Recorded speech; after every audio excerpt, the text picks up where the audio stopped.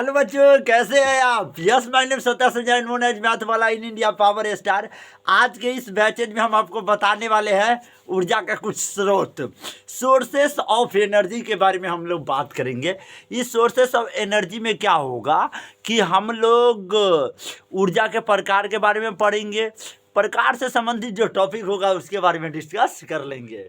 ये आपका फिजिक्स है, क्लास 10th का काफ़ी इंपॉर्टेंट चैप्टर रहा है। मौज मस्ती से पढ़ेंगे और इस चैप्टर को बहुत आसानी तरीक़ा से सॉल्व कर पाएंगे। देखिए, ऊर्जा का मतलब एनर्जी होता है, ऊर्जा का मतलब एनर्जी होता है। और ये एनर्जी हम लोग बहुत सारी चीज़ों से क्या कर सकते हैं, प्राप्त कर सकते हैं। जैसे कि मानव जीवन का जो एनर्जी प्राप्त होता है वह आपका भोजन से होता है, कार्बोहाइड्रेट या प्रोटीन से किया जाता है।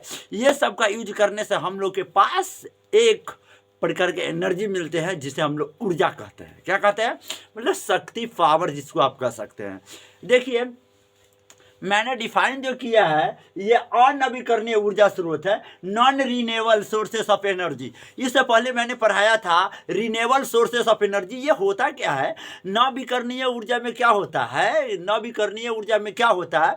वैसा ऊर्जा स्रोत जो कभी समाप्त नहीं हो सकता है, जिसका आप एक बार उपयोग करने के साथ साथ बार बार आप उपयोग कर सकते हैं, मतलब जिसका पुनः उपयोग किया जा सकता है, वैसा ऊर्जा स्रोत को नवीकरणीय ऊर्जा स्रोत के नाम से जाना जाता है। जैसे हम आपको बता दें, सौर ऊर्जा, सूरज की रोशनी का आप एक बार प्रयोग कर लेंगे तो उसका आप बार बार क्या कर सकते हैं, प्रयोग कर सकते हैं। जैसे कि पवन ऊर्जा हो गया, ये सब। लेकिन ये सब बात समझने के लिए आपको पिछला वाला लेक्चर को देखना होगा। ये लेक्चर हमारा सेकेंड रहा है इसमें हम लोग पढ़ने वाले अनवीकरणीय, मतलब जो नवीकरणीय ना हो वैसा ऊर्जा स्रोत। स्रोत का मतलब सोर्सेस, कोई चीज कहाँ से प्राप्त होता है। जैसे कि वायु, हवा कहाँ से प्राप्त होता है? वातावरण से। जल कहाँ से प्राप्त होता है? पृथ्वी से। तब पृथ्वी उसका स्रोत हो गया। क्या हो गया? स्रोत। आइए देखते हैं अनवीकरणीय ऊर्जा स्रोत में क्या होगा कि वैसी ऊर्जा स्रोत जो समाप्य हो, जिसका अंत निश्चित है, जो समाप्य हो चुका है, जो समापन होने वाला है, अंत जिसका होने वाला है, अर्थात जिसे एक बार उपयोग करने के बाद पुनः मतलब आप फिर से उसका उपयोग नहीं किया जा सकता है, वैसे ऊर्जा स्रोत को अनवीकरणीय ऊर्जा स्रोत कहते हैं। जिसको एक बार उपयोग करने के बाद फिर दोबारा कभी उपयोग आप नहीं कर सकते हैं, ऐसे ऊर्जा स्रोत को अनवीकरणीय ऊर्जा स्रोत कहते हैं। जैसे कि मैंने बहुत सारे उदाहरण दिया है। आप कोयला का उपयोग एक बार कर लेंगे तो फिर इसका दोबारा उपयोग कभी नहीं कर सकते हैं, क्योंकि एक बार में इसका अंत हो जाता है। ठीक है।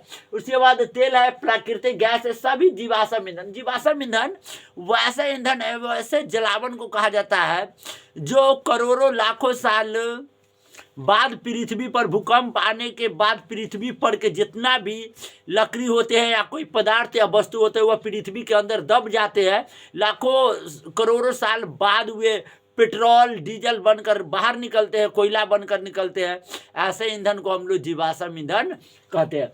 आ गया आप हमारा स्रोत कितने प्रकार के निकल गए? 2 प्रकार के परंपरागत ऊर्जा स्रोत, जिसको बोलते हैं कन्वेंशनल सोर्सेस ऑफ एनर्जी, और दूसरा हो गया हमारे पास non conventional sources of energy. कितना आसान रहा है ना। ये चलिए आगे चलते हैं।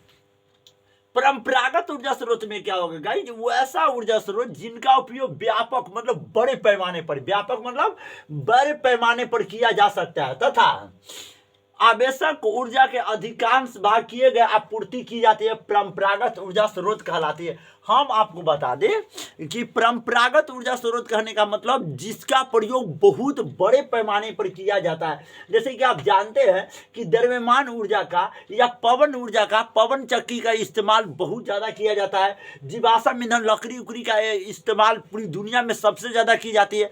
लेकिन अभी भी इंडिया के मैं बात कर रहा हूँ, अभी इंडिया में सौर ऊर्जा का इस्तेमाल बहुत कम लोग करते हैं। जैसे कि सोलर प्लेट हो गया, पैनल हो गया, ये सबसे ज़्यादा उपयोग अभी इंडिया में नहीं हो रहे। लेकिन 15-20 साल के बाद हर चीज़ सोलर प्लेट पर चलने वाली है, समझे कि नहीं समझे? तो उस समय गैर परंपरागत ऊर्जा स्रोत का इम्पोर्टेंस काफ़ी बढ़ जाएगा। सही है गलत?